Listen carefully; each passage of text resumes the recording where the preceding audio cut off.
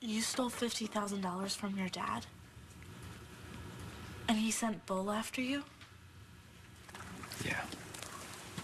I thought my dad had trouble knowing where the line is. He would never send someone like Bull after me. You know, when I was young, I used to think that he was just a mean SOB with a bad temper and a good income from the garage. But when I was 15 years old, one night he takes me out, and we pull up next to this sports car. It's parked on the side of the road. And he tosses me his toolkit, and he says, "Open the door." So I think the owner's called the garage. I pop the lock. Meanwhile, my dad's underneath the hood. The next thing you know, the motor's running. He says, "Follow me back to the garage." I'm 15 years old. I don't even have my license, but I do what I'm told. So we get back. He tells me to pull all the way around where his crew's waiting. And they're all laughing and patting me on the back. Seems I stole my first car. What did you do? I said, "No way. No." And he gave me a black eye. Lets me think about it for a couple of days. I still say no. And he breaks my nose. He takes a cast and a sling for me to give in and join that crew. So yeah, my old man's a real piece of work.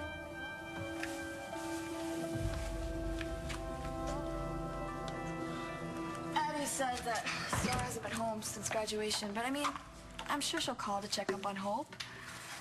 Starr didn't say anything about where she's going after the ceremony? No. I mean, we talked, but not about that. She's been kind of to herself lately. Because of me?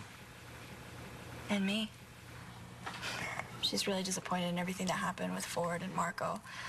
And the whole Hannah situation that you won't even consider that she might be lying to you. Oh, trust me. I'm What about your mom? Was she just like him? No. She left when I was little. I can't believe he made you steal cars. That was the least of it. He saw that I was good in the garage, so he pulled me out of high school, and he trained me up real well. I got so good that I could make a car disappear. I became Dayton's go-to gearhead.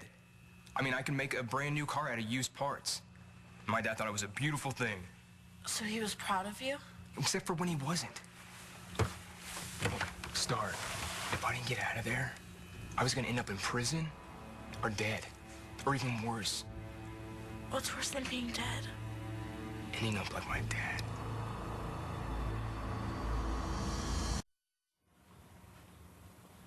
I'll do that. That's okay, I got it. It's all good. Here you go, baby. So sorry, Cole. I never should have lied to you about Ford. I didn't know how to tell Marco. I didn't want to hurt him. I never meant to mess things up between you guys. I talked to him when we were locked up. He listened. I'm not sure it made any difference. I told the cops that I was the one who tried to kill Ford. You did? Yeah. John didn't believe me, though. But he heard Marco and I talking, and he realized that Marco was innocent. So that's good, I guess. Doesn't really matter, though, because Marco still hates me. He loved you. And I threw it away for that jerk. Don't you ever do that, Hope, okay? You stick to the winners. Like your mom and dad. Just lucky Star's still talking to me. Do you think you could ever forgive me? If what you're saying is true, I totally understand why you would want to get out of there.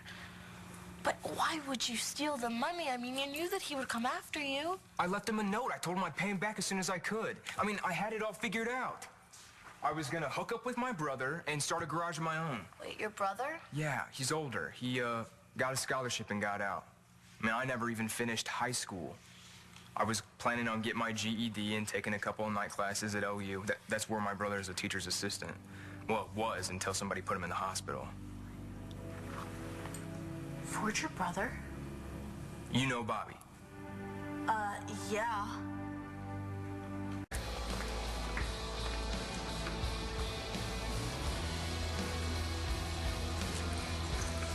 What do you mean? He's a womanizer. It's him. Yeah? That wasn't very nice of you, James. Taking off like that. I wanted to meet your little friend. Look, you leave her out of this. Afraid I can't do that, James. Not until you give your father back his money. Hearing me? I told you I don't have the money. That's too bad. I guess I'll just have to hunt you down. You and your little girlfriend. And when I find you, James, I'm not going to be able to let her go. Do you understand me? Look, I don't know how I'm going to get us out of this, but I can't let you get hurt. Call the cops.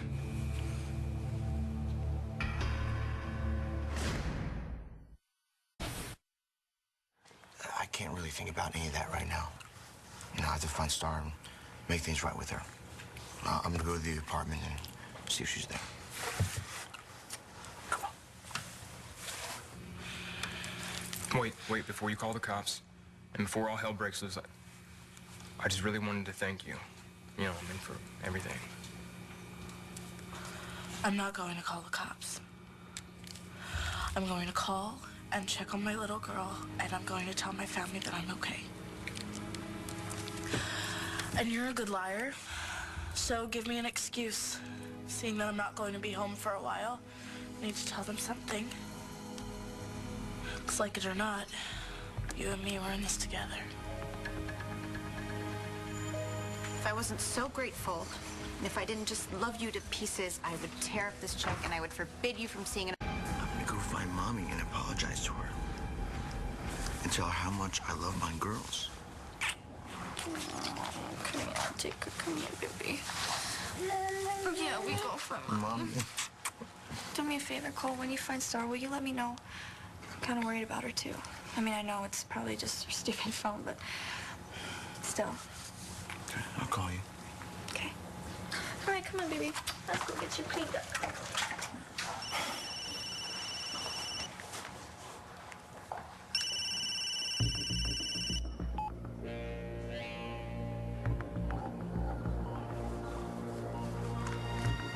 Cole, please call me as soon as you get this. I have to talk to you. There's something really important I have to tell you.